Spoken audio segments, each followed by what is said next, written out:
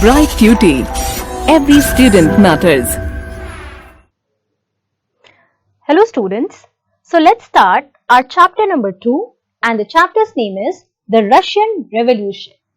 Now before this students, we have talked about the French Revolution. Now if I ask you, when did the French Revolution start? What are you going to answer? You can say that the French Revolution began or commenced on 14th of July 1789. Now you have learnt a lot about French Revolution. We also understood the legacy of the French Revolution and how the different regions here, when we are talking about Europe specifically, we saw how these different regions or the adjoining areas of near France, all these regions, they were now influenced with this French Revolution, right? And how the ideas that were now propagated through the French Revolution. Now three terms here, liberty, fraternity, equality, they became the watchwords of the French Revolution. Many isms, right? They were also now spread throughout different regions. Now what were these isms? Do you remember the isms that you have learnt? So there were three isms here, three principles, three ideologies that we can say here. The first one was nationalism. Second one was liberalism. And third one was socialism. Now students, why am I referring to these isms? Because in this particular chapter, that is the Russian Revolution, we are going to reconnect here with the topics that we have learned earlier. We are going to see the scenarios that led to the Russian Revolution, right? And how was it same to the French Revolution here, right? We are going to compare that as well. So firstly, you have understood about the revolution that took place in France. In this chapter, you are going to understand the revolution that took place in Russia. When? In 1917.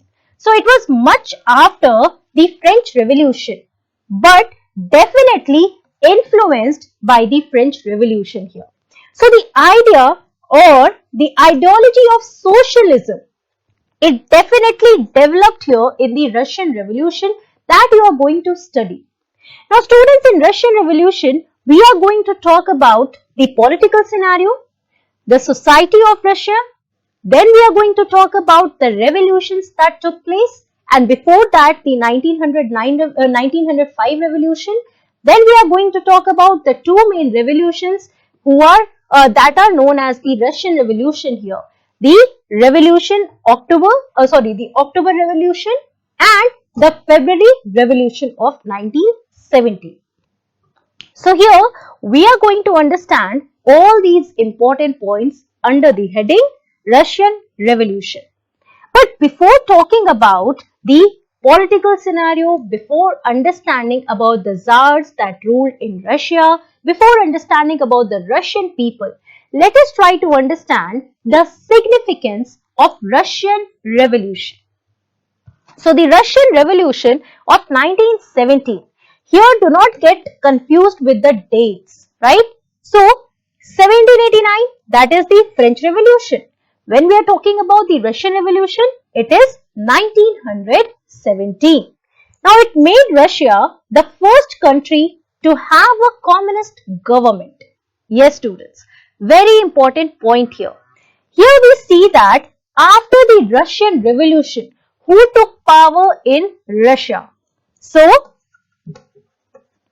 it was the communist government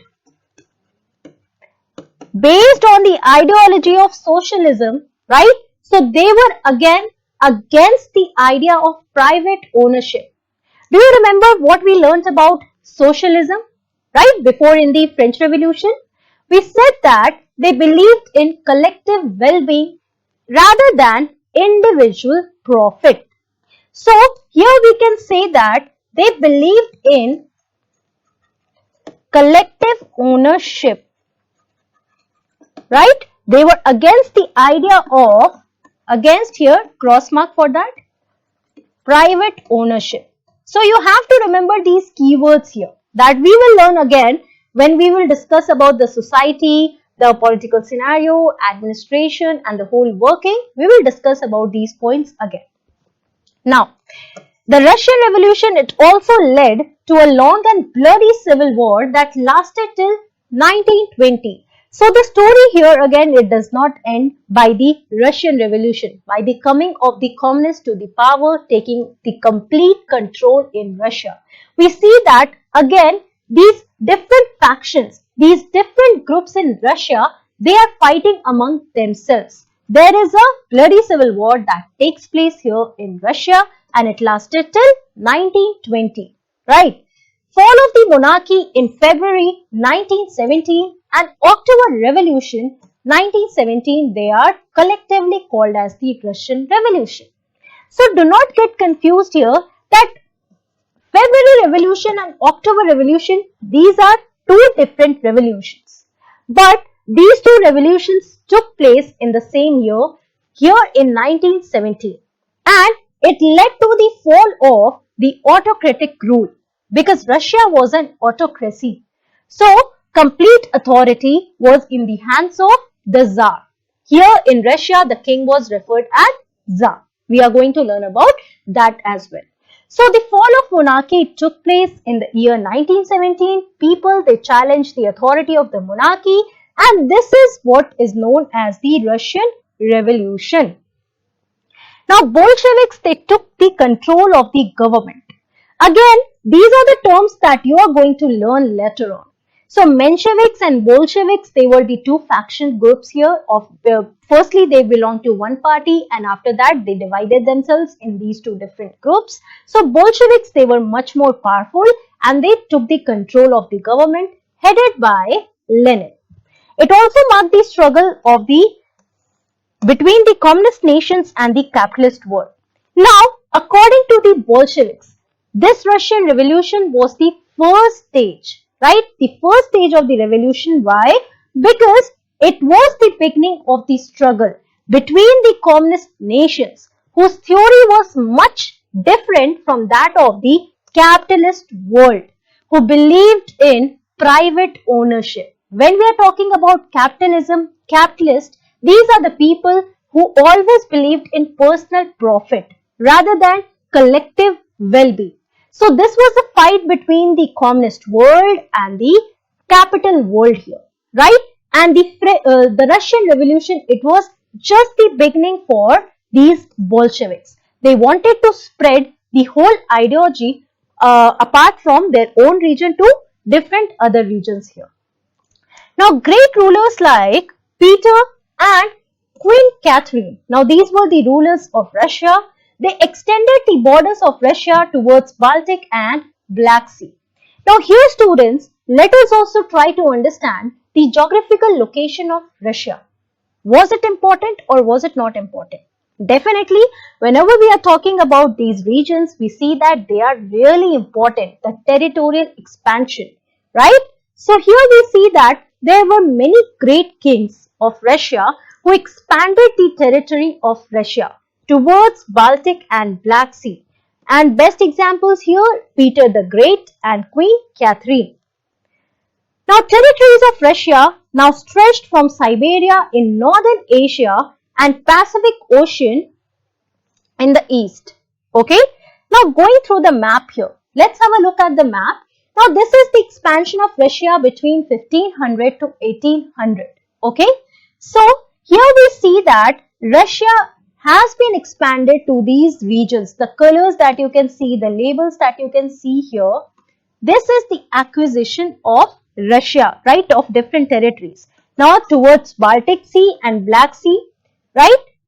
So, under Peter the Great and Queen Catherine, we see that Russia, it was expanding, right? And in today's day, we see that Russia has now stretched to Siberia, somewhere here in this region, and Pacific Ocean in the east.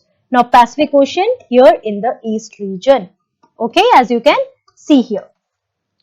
Now, many European and Asiatic people speaking different languages and following different customs lived in Russia. Now, when we are talking about people who were living in Russia, we see that people belonging to different regions, that is from the Asiatic region as well as the Europeans who were speaking different languages. They lived in this region.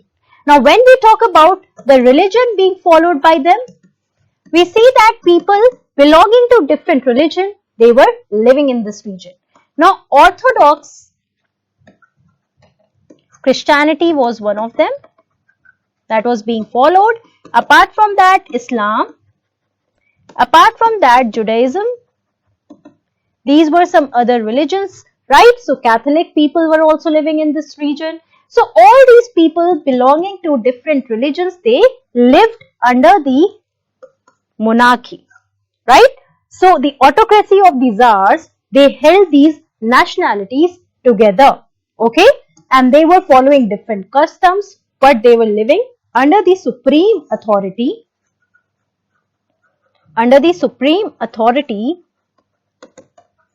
of the czar here, of the king. Now, coming to the exercise question here. The first question says, when did the Russian Revolution take place? Now, how are you going to answer this question? It is quite simple, right? So, in this question, you have to write it took place in the year 1917. And if you want to be more specific, you can mention that the October and February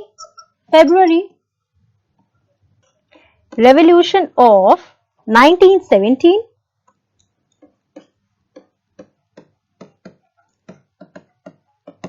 This was collectively known as the Russian Revolution. Now, the second question is, why did the Bolsheviks consider the Russian Revolution as only the first stage of the revolution? So, here we have talked about this, right? So, the Bolsheviks who came to the power, they considered the Russian Revolution only as the first stage. Why? Because the Russian Revolution, it marked the beginning. It marked the beginning of the fight between the communist world and the capitalist world.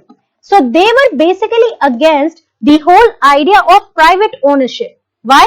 Because according to them, private ownership was the cause or the root cause of all social evils, and they wanted to abolish the whole idea of capitalism from the society. They believed in collective ownership, that the people who are working together, they should get the fair amount of share of their working. So, this is an important point that you have to understand here. Okay? Thank you.